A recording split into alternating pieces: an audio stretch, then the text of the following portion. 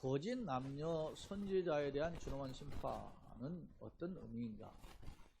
지난 시간 우리는 1절로 12절 말씀을 통해서 이제 이스라엘 백성들을 미혹하고 자기 생각과 허탄한 묵시 또 거짓된 점괘를 가지고 백성들을 미혹하고 그 헛된 하나님의 말씀도 없는데 하나님 이름 말씀이라고 하는 것으로 하나님 이름을 빙자하여서 사용하는 이 거짓 선지자에 대한 심판을 경고한 것을 살펴봤어요. 오늘 13절로 16절은 그 연장선에 있음을 알 수 있고 17절로 19절은 그런 선지자들이 주로 대부분의 이제 남자 선지자들이었는데 여자 선지자들도 있음을 알 수 있고 그에 대한 또 심판의 경고의 내용이 20절로 마지막 23절에 기록되어 있음을 알 수 있어요. 그래서 주제를 거짓 남녀 선지자에 대한 하나님의 준엄한 심판이라는 주제로 정리해 보았습니다. 자, 먼저 서론을 통해서 여러분들과 함께 한번 오늘의 말씀의 도입 부분을 살펴보고자 합니다. 앞서 허탄한 묵시와 거짓된 점괘를 가지고 하나님 말씀이라고 예언하면서 위장 평화를 외쳤던 거짓 선지자에 대한 준엄한 심판, 다시 말하면 화 있을진데 이런 표현이 있었어요. 심판이 있음을 살펴본 바가 있다. 오늘 이 본문은 이제 13절로 23절인데 이 본문은 그 계속된 연장선에 있어요. 본문은 자기 마음대로 예언하는 무리 중에는 여자들도 있었는데 이들은 소량의 식물, 다시 말하면 생계 유지를 위한 곡식을 얻기 위해서 하나님의 이름을 빙자하여서 거짓 예언했음을 볼 수 있습니다. 야, 내가 음식 얼마를 얻기 위해서 하나님 이름 팔아먹은 거죠. 그렇게 했는데 그들이 결국 백성들을 깨우치기는커녕 오히려 백성들의 죄를 덮고 오히려 자만하게 하고 거짓에 빠지게 만들었으니까 그들 역시 심판을 피하지 못함을 경고하는 거예요. 준엄한 심판을 받겠다는 거죠. 그 내용을 한번 살펴보자 하는 것입니다. 자, 그러면 성경의 내용을 좀 더 들여다보겠습니다. 자, 13절 그러므로 라고 시작하고 있죠. 그러므로라는 것은 거짓 선지자가 백성들을 미혹했으므로 그런 말이에요. 결론적으로 요약을 하면 그렇게 했으므로 나 주 여호와가 말하노라 내가 분노하여, 여기 제가 보면은 13절에 강조점의 단어가 이제 여러 표현이 있는데 한번 봅시다.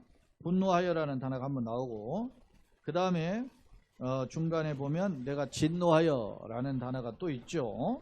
그리고 또 뒤에 보면 분노하여, 한 절에 이 분노하여, 진노하여, 분노하여라는 단어를 3번 반복하고 있어요. 같은 뜻이죠. 진노한다, 분노한다라는 말은 3번 같이 반복하고 있고 동시에 진노의 표현, 진노의 내용을 들여다보면 자, 나 주여가 말하노라 내가 분노하여 폭풍을 퍼부어요. 폭풍을 퍼부었고 그 다음에 내가 진노하여 폭우를 내리고 그리고 분노하여 큰 우박덩어리로 문을 그랬습니다. 자, 폭풍, 폭우, 우박덩어리를 보여요. 자, 어떤 면에서 바람도 불고 비가 내리는 거 이런 것들은 농작물에서 이롭게 하는 부분이 있죠. 일정 부분은. 그런 너무 심하게 내리면 어떻게 합니까? 난리가 납니다. 지금 우리가 국지성 호우로 말미암아 엄청난 어떤 고통을 당했잖아요. 뭡니까? 침수된 차가 10,000대가 넘는다. 제가 잘못 보도를 들었는지 엄청나게 돼요. 몇천 대는 되는 것 같지 않겠습니까? 그 어마어마한 차들이 물에 잠긴 거예요. 그래서 그러면 겉으로는 보기에는 멀쩡한데도 물을 세척하고 그걸 빠내고 그런데 요즘은 차들이 전기장치를 다 되어 있다는 거죠. 그래서 그 전기장치의 치명적인 건 습기예요. 여러분 컴퓨터라든지 어떤 무슨 예를 들어서 TV라든지 이런 거에서 습기가 차면 거기에 전기 장치들이 있거든요. 소위 말하면 정해놓은 회로를 해놓은 파란 바탕에다가 거기에 이렇게 여러 부품들을 해가지고 해놓은 것을 그게 PCB라고 하는 기판인데 거기에 그 전자 회로가 다 들어가 있고 그 회로에 따라서 거기에 대한 뭐 여러 부품들이 들어있어요. 심지어는 뭐 어떤 뭐 머리도 들어가 있는 어떤 CPU 같은 역할을 하는 중앙 처리 장치도 있고 거기에 대해서 뭐 기억을 하게 하는 메모리도 들어가 있고요. 적은 용량이지만 이렇게 해서 모든 부품이 다 들어가 있어요. 심지어 리모컨에도 있고 선풍기에도 있고 다 들어가 있죠. 요즘 그렇게 안 하면 안 되거든요. 그런데 거기에 약한 게 두 가지예요. 이런 전자제품에는 두 가지가 약한. 첫째 먼지, 그다음에 습기. 그래서 이 두 가지에서부터 항상 조심해야 돼요. 그래서 여러분 우리 컴퓨터 같은 데도 막 팬이 막 돌잖아요. 그런데 그게 먼지가 많이 끼면 그 전열기에는 그 열이 벗고 어떤 거 하니까 먼지가 거기다 보면 덕지덕지 붙죠. 정전기가 발생하니까. 그래서 거기가 불이 나는 거예요. 선풍기 같은 것도 마찬가지죠. 그 코일 감아져 있는 그곳에 바람을 몰아내면서 거기로 말이지 먼지가 가득 쌓이게 되고 먼지에 쌓이는 중에 거기에 이제 열이 나죠. 코일이 감겨져 있으니까 거기 열이 나니까 먼지하고 스파크가 일어나서 불이 나는 거예요. 그래서 뭐 얼마 시간 사용하고서는 이렇게 좀 따뜻하면 이렇게 좀 식혀주었다가 다시 사용한다든지 그런 게 필요하고 그리고 또 이렇게 뭡니까 이런 컴퓨터나 이런 데 하면 안에 내부를 청소해주는 그런 게 필요해요. 그래서 뭐 빨아들이거나 풀어주거나 뭐 이렇게 하잖아요. 근데 자 이야기가 다른 것 같는데 폭풍우가 내리고 비가 내리고 하는 것은 여러분 이스라엘 지역에서 비 오는 거 얼마나 좋습니까? 너무 많이 오니까 불리해요. 이스라엘의 그 강들을 보면 요단강도 보면 어떤 지역은 말이죠 그냥 소위 막 꼬락물 흐르듯 해요. 어떤 게 10m, 20m 이렇게 물이 흐르고 근데 비가 많이 올 때는 그게 넘치는 거예요. 범람하는 거죠. 그러니까 어느 정도 오면은 그게 딱 좋은데 너무 많으면 과유불급이 되잖아요. 지나치면. 근데 그게 오늘 본문에 보면 폭우라든지 우박덩어리라든지 폭풍이 이것은 지나친 거예요. 그래서 견딜 수 없어서 폭풍이 불어치면 어떻게 합니까? 나무가 이게 막 쓰러지고 꺾이고 막 그러잖아요. 그리고 우박덩어리도 막 쏟아부으면은 뭐 어떻게 합니까? 곡식에 어디인가는 얼마 전에 보니까 주먹만한 우박이 떨어졌잖아요. 뭐 저기 저 캐나다 쪽에서 어마어마한 것들이 재앙이죠. 출애굽기에서도 보면은 재앙이죠. 그러니까 어느 정도 일정 부분에 또 이로움이 있지만 그것이 지나치면 과유불급이 되는 겁니다. 오늘 본문의 말씀은 누구에 대한 심판입니까? 거짓 선지자들에 대한 이런 심판을 경고한 표현을 이렇게 하고 있어요. 그러면서 14절에 회칠한 담을 내가 이렇게 허물어서 라고 했어요. 담을 회칠을 하니까 멀쩡한데 깨끗한데 잘 보이자면 허물어버리니 와르르 무너지는 거죠. 멋있어 보이는 것들, 깨끗하게 보이는 것들이 와르르 무너지니까 쓸모없는 것이 돼버리죠. 그 기초를 드러낼 것이라 담이 무너지니 너희가 그 가운데서 망하리니 나를 여호와인 줄 알라. 뒤늦게 망하고 난 뒤에 그렇구나. 그렇게 뒤늦게 깨닫게 된다는 거죠. 이와 같이 내가 내 노를 담과 회칠한 자에게 모두 이루고 또 너희에게 말하기를 담도 없어지고 칠한 자들도 없어졌다. 담과 칠을 했다. 이 말은 위선적인 거죠. 지가 하나님도 없는데 하나님인 것처럼 하나님하고 교통하는 것처럼 하나님의 뜻이 있는 것처럼 이렇게 예언을 했었잖아요. 거짓 선지자들이. 예? 허탄한 묵시, 거짓된 점괘 이런 걸 가지고 자기가 하나님이 나한테 말씀했다 이렇게 이야기했지 않습니까? 이런 자들이 그 위선이 다 드러나고 그 위선 때문에 그제 졸지에 망하게 될 것임을 경고하고 있는 것입니다. 자, 이들은 16절에 보면 왜 이렇게 그럼 망하느냐? 다시 말씀하는 거죠. 이들은 예루살렘에 대하여 예언하기를 평강이 없으나 평강이 있다. 그렇게 얘기해요. 평강이 없는데 평강의 묵시를 보았다. 하나님이 평강하다고 한다. 자, 시기적으로 어떤 시기였는지 거듭거듭 계속 이야기하고 있는데 자, 에스겔이 포로로 끌려갔었죠. 포로로 끌려갈 때 이스라엘이 바벨론의 포로로 1차 포로, 2차 포로, 3차 포로 끌려가면서 망하거든요. 근데 에스겔이 포로로 끌려갈 때가 두 번째 포로로 끌려갔어요. 두 번째 포로로 끌려갈 때 같이 자기가 끌려갔는데 자기는 제사장 가문이고 좀 귀족중에 있었던 거예요.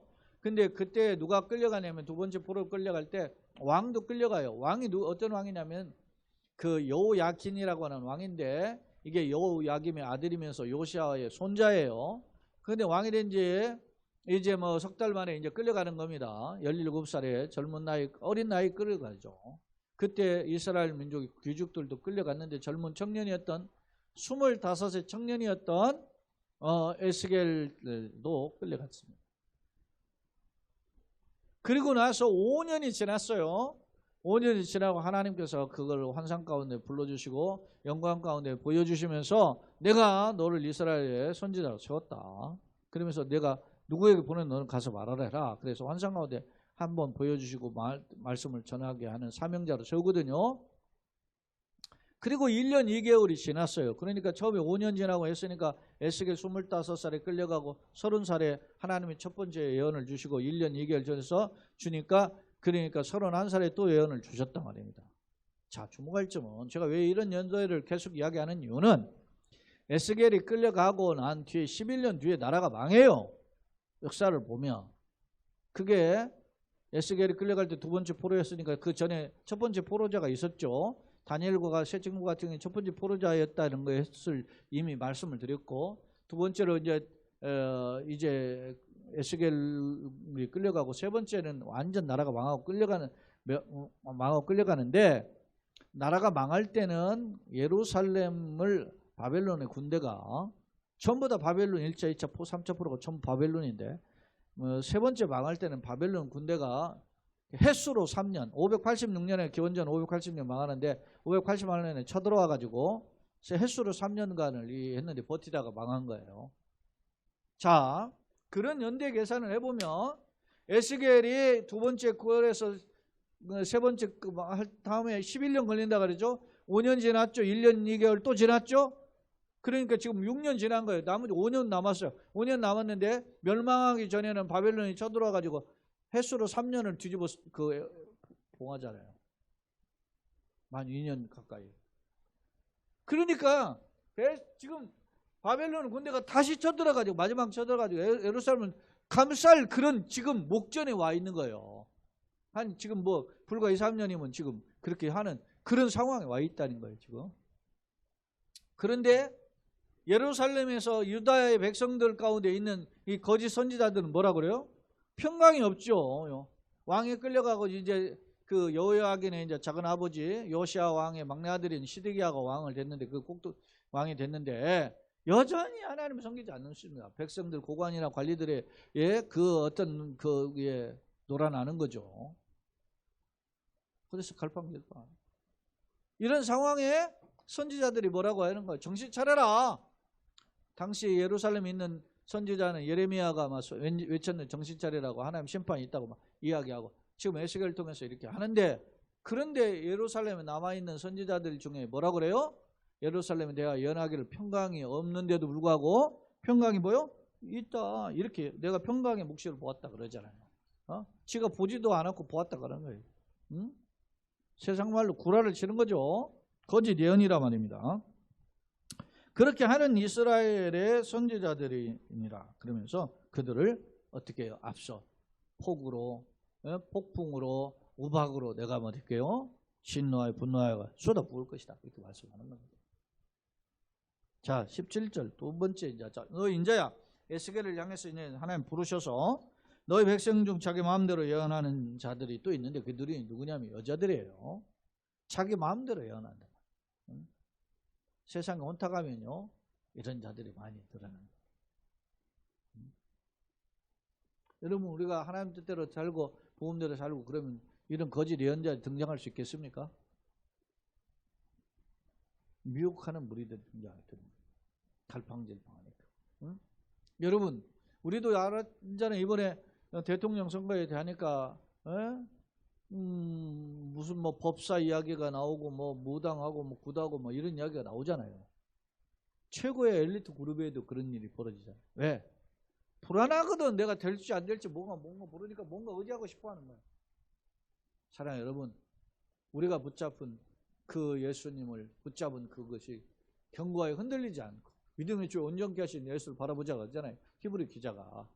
여러분, 그 히브리서 기자가 한 믿음의 주여 우리를 온전케 하신 예수를 바라보자 그러죠? 그 말씀이 히브리서 12장 2절이에요. 히브리서 12장 2절 그때 왜 그 말씀 하셨는가 생각해 보세요.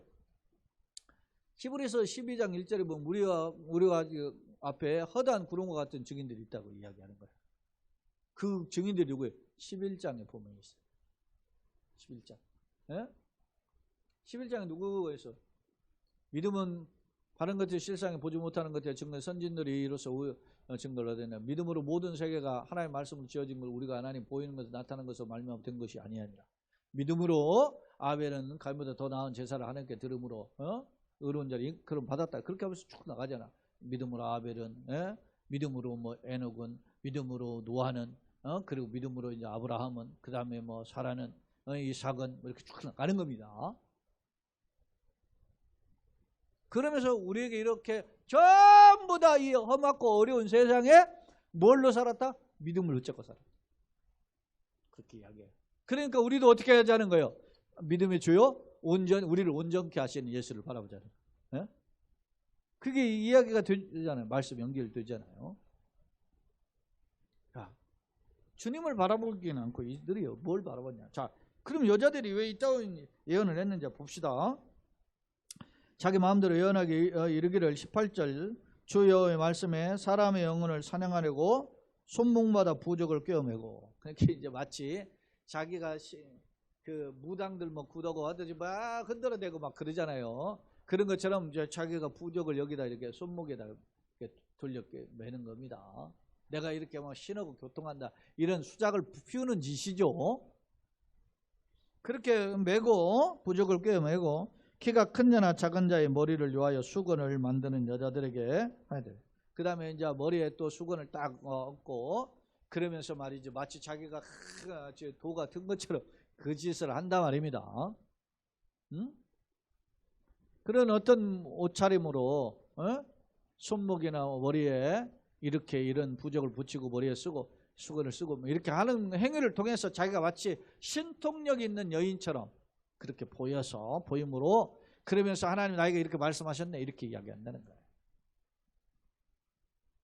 지금도 그렇게 넘어가잖아요. 신옥주 해가지고 저 피지에 가 있다는 필리핀 저 남쪽으로 피지라는 섬에 남태평양 섬에 재산 팔아가지고 다 가지고 한 사람들이 한 300~400명 된다 그러잖아요.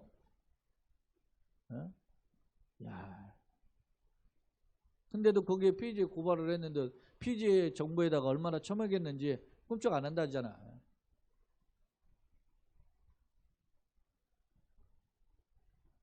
자, 근데 그 여인들이 왜 이 짓을 안 하냐 보세요. 19절 너희가 두어 웅큼 보리와 두어 조각의 떡 두어 이렇게 표현했죠. 지금 작은 거죠. 소량의 보리와 소량의 떡을 위해서 나를 내 백성 가운데 욕되게 하여 거짓말을 뭡니까? 고지 듣는 내 백성들에게 너희가 거짓말을 지어내요. 죽지 아니할 영혼을 죽이고 살지 못할 영혼을 살려.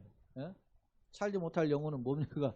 망할 때 것은 산 사람처럼 여기고 살아있는 영혼들은 막 거짓말을 해가지고 막 뒤집어서 영혼을 오히려 망하게 만들 겁니다. 뭐 때문에? 곡식 조금 먹고 살 떡 이거 조금 때문에 그야말로 어떤 목에 풀칠할 짓 못해가지고 사나 이런 거 하는 거 아닙니까? 무당하고 굿하고 점치고 그런다는 거. 그래서 하나님이 어떻게 말씀하시죠? 20절을 그러므로 나 주 여호와가 이같이 말하노라 너희가 새를 사냥하듯 영혼을 사냥하는 그 부적을 내가 너희 팔에서 떼어버리고 부적 가지고 마치 신통력 있는 것처럼 내가 자기가 신과 교통하고 하나님과 교통하는 것처럼 이렇게 하는 그런 것들을 행위들을 팔에서 부적을 떼어버리고 거짓인 가짜라는 것을 드러나게 만든다는 거죠. 너희가 새처럼 사냥한 그 영혼들을 놓아주며 또 너희 수건을 찢고 내 백성을 너희 손에서 건지고 다시는 너희 손에 사냥물이 되지 아니하게 하리니 내가 여호와인 줄 알라. 너희에게 속고 망해가는 그런 영혼들 내가 건져내겠다. 그리고 너희는 심판하겠다. 그런 말 아닙니까?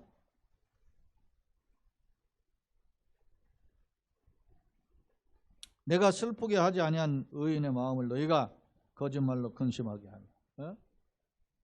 그죠? 막 걱정거리 심하게 줘가지고. 여러분, 그러니까 신앙생활은 불안하고 두려워서 믿는 게 아니에요. 물론 예수 믿기 전에는 불안하고 두려웠죠. 그런데 예수님 믿으니까 어떻게 해요? 주님의 평안이 밀려오는 거예요. 예수님 말씀하죠. 요한복음 14장 27절 참 평안을 너희에게 주는 내가 주는 건 세상이 주는 것 같지 않다. 예? 예수님이 불안해 두려워 떠는 자들에게 찾아오셨잖아요. 숨어서 있는 제자들에게. 그러면서 그들에게 숨을 내쉬며 가라사대 너희에게 평강이 있을지.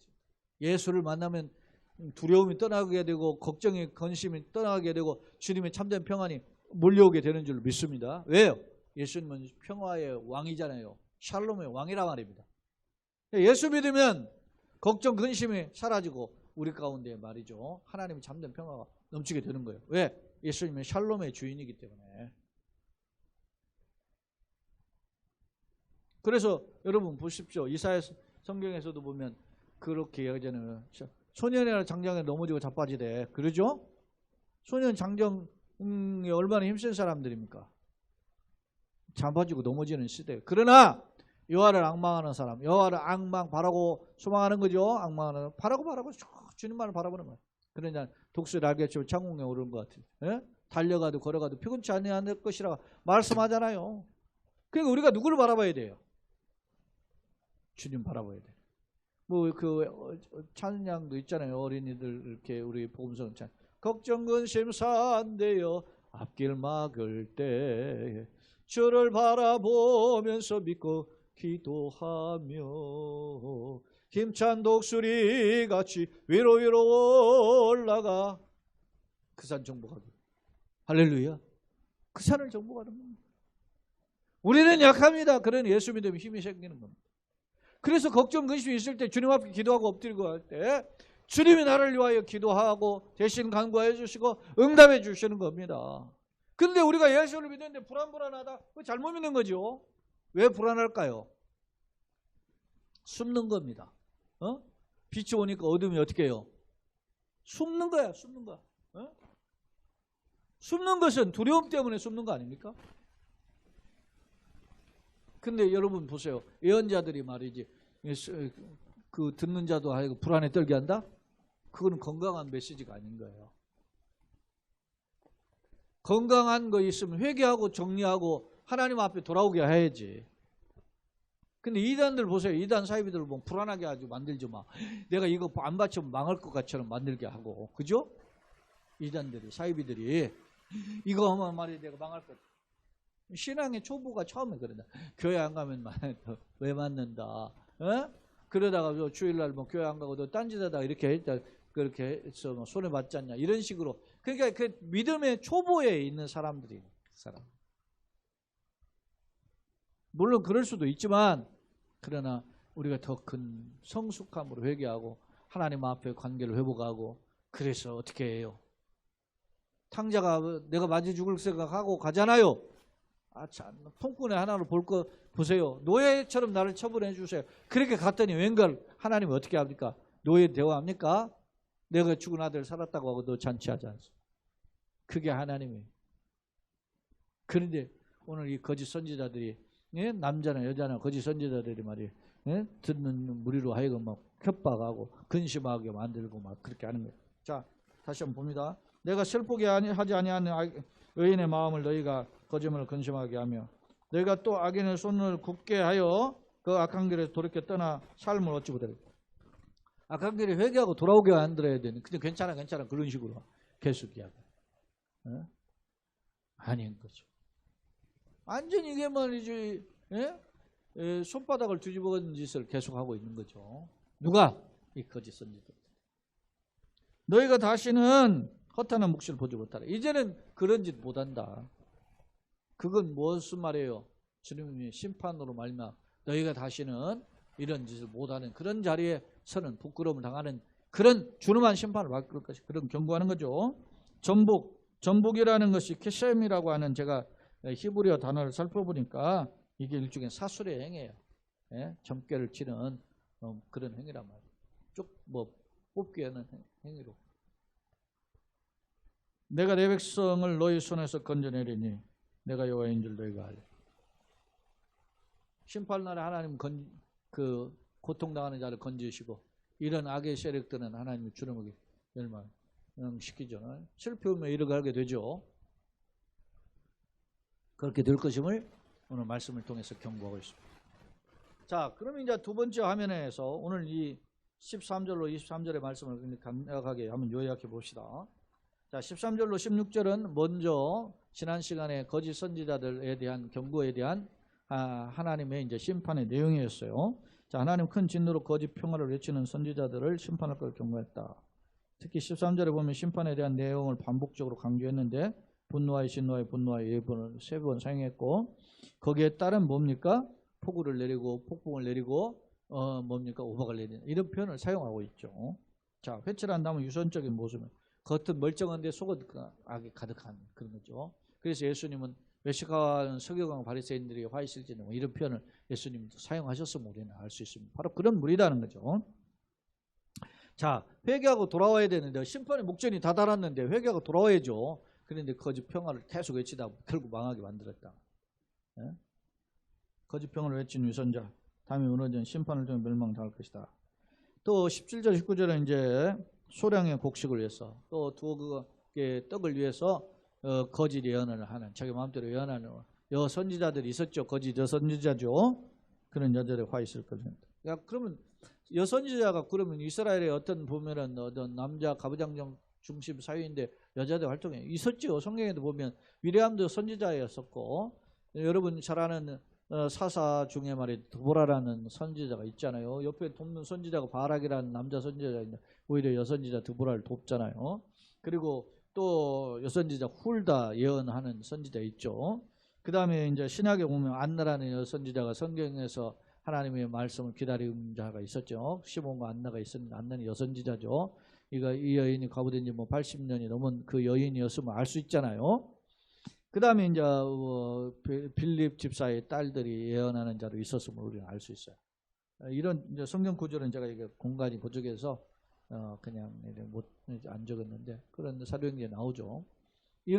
그러니까 많지는 않았지만 구약에서도 여전히 활동했던 여인들의 여성 선지자들이 있었음을 알 수 있습니다.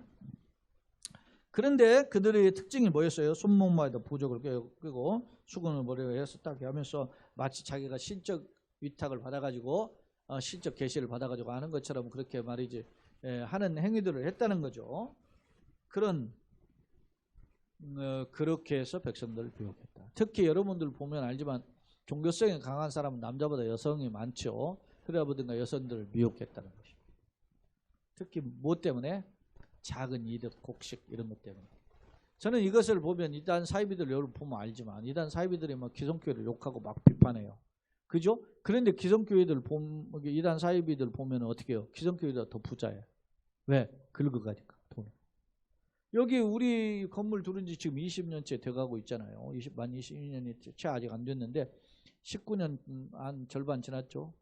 근데 우리 다음으로 저 동해를 하이빌리 들었었는데 거기에 고음파 2단이 들어놨는데 거기 지금 4층부터 뭐 6층까지는 전부 다 거의 다 뭐 자기네 저 고음파 2단이잖아요. 3층도 있고 일부는. 응? 그들이 어떻게 그 비싼 상가가 그렇게 여기보다 우리 거기가 상가가 비싼데 그렇게 하겠어요? 거기 누가 다 손 주주머니 털어가지고 헌금해가지고 가는 거예요. 그들 구호가 있어요. 집 팔아가 전세 팔아도 월세 가고 지상 팔아서 지하로 이사 가더라도 헌금하자고 그래. 그런단 말이에요. 그러면서 기성교회 뭐 11조에 헌금하는 이거 막 비판하면서. 근데도 다 가는 이유가 뭡니까? 이런 거짓된 말에 미혹되는 거. 그리고 분별력을 잃어버리는 거죠. 오늘날도 그런데 이런 현상이 기성교회, 정통교회 내에도 있단 말이에요. 이런 것을 저는 뭐라고 보는 좀 교재에도 적었는데 그것을 구복주의, 기복신앙에 근거한 기복, 왔다 갔다 흔들리는 기복이잖아요. 근데 그 구복은 복을 구하는 거예요. 복을 받으면 축복이다, 복을 받으면 능력이다, 복을 받으면 잘되어 형통한다, 막 이런 식으로 복을 강조해, 물질주의를 강조한다. 눈에 보이는 복, 현세 구복이죠. 현세 구복, 현세에 있는 복을 구하는 행위. 그런 것을 하다 보니까, 그런 걸 강조하다 보니까 정통교회 목사들도 싹군이 되는 거예요. 그렇게 하는 경우가. 네? 자, 20절, 23절. 허탄한 것으로 백성들 미혹한 자들은 하나님의 심판을 결코 피하지 못한다. 헛된 묵시로 사람의 영혼을 미혹하는 자들은 하나님이 결국 제거하시다. 준엄한 심판으로 제거한다. 그런 겁니다. 자, 세 번째 화면입니다. 남녀 거짓 선지자의 실태와 준엄한 심판. 이 내용은 지난주의 시간하고도 좀 중복이 돼요. 당시 역사적 상황을 제가 아까 설명했어요. 예루살렘 멸망이 불과 5년여 남겨두었던 상황이에요. 그리고 멸망당하기 전에는 횟수로 3년 동안 예루살렘 성이 이렇게 포위당했으니까 그 한 2, 3년 전이란 말입니다. 이게 이런 긴박한 시기였어요. 그런데도 남녀 거짓 선지자들 어떻게 해요? 허탄한 점괘 자기 마음에 따라 하나님의 이름을 빙자해가지고 평안하다, 완전하다, 그러면서 헛된 평안을 외쳤다. 정신 차리고 회개해야 되잖아요, 지금. 그런데 그런 외쳤다는 거죠. 특히 여자들 경우는 소량의 곡식을 얻기 위해서 거짓 예언했다. 이는 민족이 회개할 기회를 빼앗은 것으로 영혼을 망하게 하는 그런 폐역한 모습이죠. 회개하고 정신 차려야 되는데 그거 회개할 기회를 평안에 안전하다 가지고 더 자만하게 빠지게 만들어 버렸잖아요. 그래서 하나님은 뭐요? 화 있을진저. 앞서 3절에도 화 있을진저 이런 말씀을 했는데 18절에 다시 또 화 있을진저 말씀하죠. 준엄한 심판을 피할 수 없다라는 것입니다. 교훈입니다. 옛날이나 지금이나 세상에는 인간적 방법과 술수로 미혹하는 자들이 있어요. 여러분 예전에 제가 이야기했잖아요. 우리나라에 뭐 합법적으로 등록되어 있는 저 뭐 이렇게 소위 역술인들이 40만인가 뭐에서 뭐 60만인가 있다잖아요. 어? 교회 목사들보다 많아.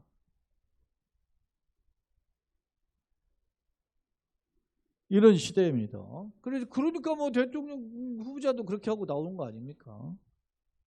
그러니까 대통령 후보자 나왔는데 대통령 됐으니 얼마나 거기 사람 신뢰하고 또 따라가겠어요. 자, 대표적인 모습은 물질적 욕심 때문에 이런 일을 한다는 겁니다. 뭐 지가 잘났다고 그래요. 예? 돈 벌려고 하는 짓이지. 여러분요, 잘 아는지만 여러분 그 뭡니까 그 대통령 또 하나 후보 나온 사람 있잖아요. 이상한 놈 있잖아. 뭐 있잖아. 예? 그런 그 사람이 한 번 나와서 이번에도 지난번에도 나왔는데 그런데도 쫓아가요. 이 대명천지에 안타깝잖아요. 문제는 말이죠. 대표적 모습은 물질적 욕심 때문에 이런 진리를 외관하는 이단 사이비들의 특징인데 정통교회도 복만을 구하면서 이걸 가지고 강조하다가 흔들리는 경향이 있는데 이걸 바로 깨닫고 진리 가운데 바로 서야 된다고. 결론입니다. 본문이 주어진 시점 바벨론에 의해 2차 포로가 된 지 6년이 흐르는 시기였어요. 역사적으로 살펴보면 예루살렘이 또 다시 포위되고 그 3년 차에 멸망했기 때문에 예루살렘 함락이 목전에 이른 막 지금 임박한 상황이었어요. 하지만 당시 거짓 선지자들은 죄악에 따른 심판과 회개하고 하나님께 돌아오라 이런 메시지보다는 낙관주의, 근거 없는 낙관주의로 평안을 외쳤다는 것입니다. 그들은 거짓된 점괘와 자기 마음을 따라 예언했고 심지어 주어가게 떡을 위해서 거짓 예언을 했다는 점입니다. 이는 물에 빠진 자를 건져주기보다 오히려 물에 빠진 영혼을 말이죠. 물건을 빼앗는 거하고 똑같죠. 그런 행위가 흡사하다. 세상은 썩어질 것들을 쫓아가지만 우리는 말씀의 거울을 통해서 예수님을 소망하고 그 예수님의 말씀을 붙잡고 그것을 파수하는, 지키는 그런 진정한 복음의 사명자들, 일꾼들이 다 되시기를 예수 그리스도의 이름으로 축원합니다. 아멘. 나는 약하지만 주님이 도와주시면 합니다. 하나님 내가 분별하는 죄를 말씀의 거울을 통해서 깨닫게 하여 주옵소서. 이런 기도가 필요합니다. 그는 우리의 복된 걸음 되기를 예수님의 이름으로 거듭 축원합니다. 아멘.